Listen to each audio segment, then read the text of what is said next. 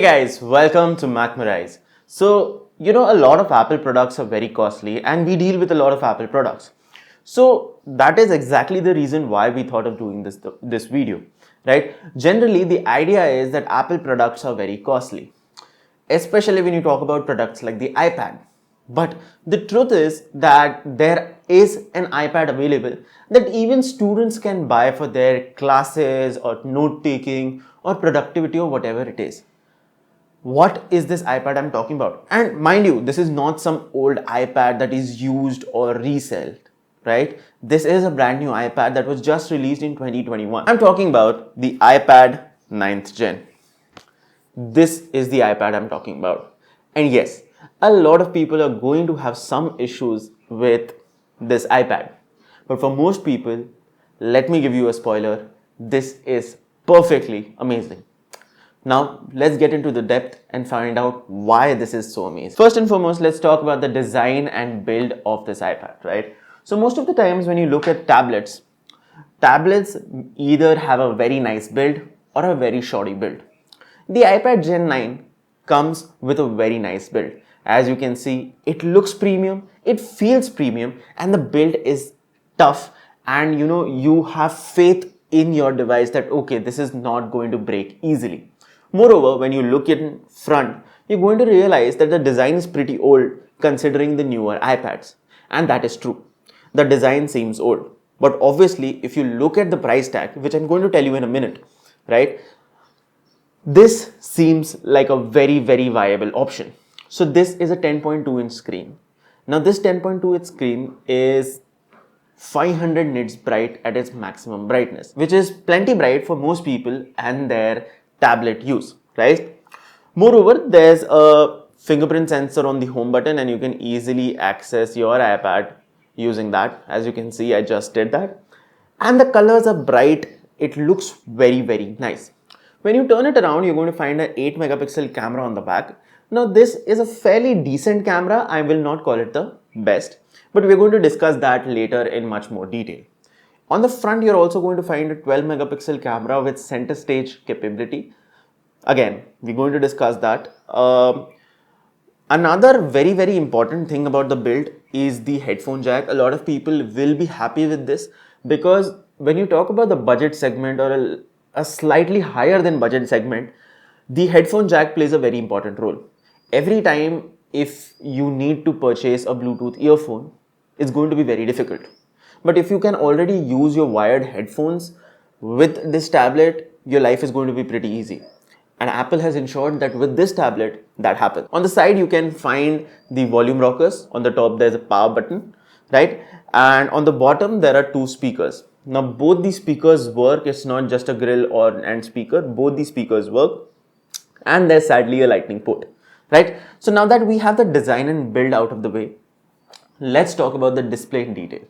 Now, why is display such an important part? Because if you look at the display, you're going to realize that the bezels are pretty thick, right? When you compare the same with an iPad Air or let's say the latest iPad Pro, you're going to realize the bezels are really thick. But there is a good side to this too. Even though the bezels are thick, these thick bezels are going to allow you to hold your tablet very easily when you're watching a movie or when you're playing games, right? Moreover, this to a certain degree is confidence inspiring. You know that it is a tough build. You know that it is going to last, right? Another thing that is good is this home button. So honestly speaking, a lot of people don't like the home button on the front of this iPad because it really obstructs that futuristic bezel-less look. But to be very honest, this provides me with such ease that it's awesome, right? Other than that, the display is really bright. The display is really clear, clean. Moreover, the color is pretty good. Yes, obviously the color accuracy is not as much as the costlier versions of iPad. But if you're not doing professional videography or professional photography, it will sail your boat. You don't have to worry about that. Now that we have the display out of the way, let's talk about the software. Software wise, I think at 30,000, this is one of the best tablets you can get in the entire world because At 30,000, this provides you with a beautifully seamless experience. Okay, so when you talk about iOS, iPad OS, you'll see that there's so much seamlessness and so much smoothness that you don't realize that the display is just 60 hertz and not 120 hertz, right? It is plenty smooth, apps open pretty fast, everything works well. I'm yet to face any bugs. So software wise, kudos to Apple. They have really come a long way. Yeah, and moreover, multitasking is also supported here, and the multitasking is so beautifully done up that the ease of use is absolutely amazing, right? It is so easy to multitask, it's so easy to be more productive with an iPad that it's amazing, right? While we are on this subject, you must understand that you can also take notes on your iPad using an Apple Pencil Gen 1, right? It does not support the Gen 2, but even with Gen 1, the experience is pretty amazing, right? Now talking about the cameras is somewhere where the iPad to a certain degree has its limitations, because the back camera is not very powerful. Let me show it to you. So when you go to the camera, you're going to see that it is too grainy, it's not up to the mark. Let me put it in the square format. As you can see, still very grainy. When you actually use the front camera, you're going to realize the quality. Now as far as the front camera goes, the quality is very nice, right? And the angle is so wide, it is so wide, it's crazy. Now this is how center stage works. Because the camera is so wide, you're always in the frame, right?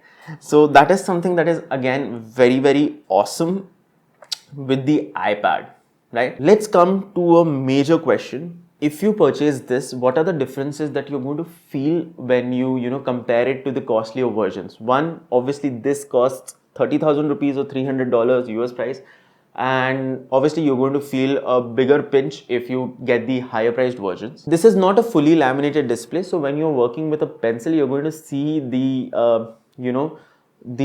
difference between the screen and where your pencil is touching. The surface is not one and the same.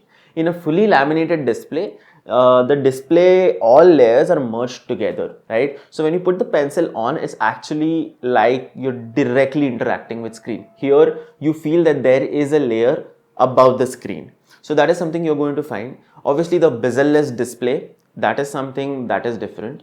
On the back, you're going to find the change. Here you have a curved back. You have these curved edges. With the newer or the costlier iPads, you're going to find the edges are sharp, right? They're squarish. So that is something that is a huge difference.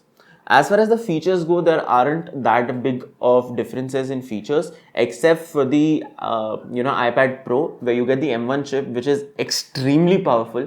The cameras are also very powerful, right? And another difference that is there is here you get both the speakers downwards, whereas there one speaker is on top and one speaker is on the bottom. So when you're in landscape, you're going to get a proper surround on those iPads when compared to this.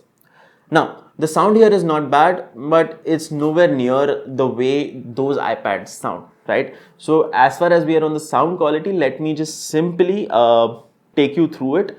Let me play a song so that you can understand how the sound is on this iPad.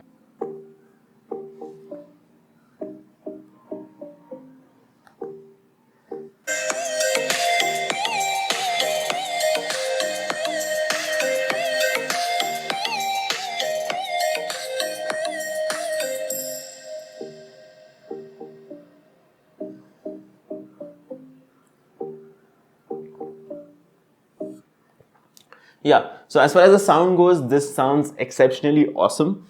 Connectivity wise, there are things that we need to discuss. At this price point, you're not going to get 5G connectivity with the iPad 9 Gen. You're also getting comparatively slower Wi-Fi when compared to the costlier variants, which is obviously fine. If you want to use your SIM card, the base variant is only Wi-Fi. It does not support SIM cards, and you have to pay extra to get the LTE variant, right? So yes, now we're coming to a verdict. We're coming to a final judgment on whether you should buy this or not. And I gave you a spoiler right at the start. You should totally buy this. Why? Because at 30,000, this makes more sense than any other gadget that you can purchase. You can be extremely productive, right? You can easily take notes, take your online classes or whatever you want to do. If you want to make presentations, you can make them on this so easily and on the fly that it's amazing. Moreover, the battery here lasts all day. That's right, the battery here lasts all day no matter how much you strain it out. And performance wise, there's obviously no stutter or no lag. So in totality, I would probably suggest everyone to go for this iPad. While you're going for this iPad, make sure that you check out Macmerize's section of all Apple products that we provide, because, well, if you know Macmerize, you know that our Apple products or Apple accessories are amazing, right? So go check them out. Thanks for watching the video, guys. I'll see you in the next one.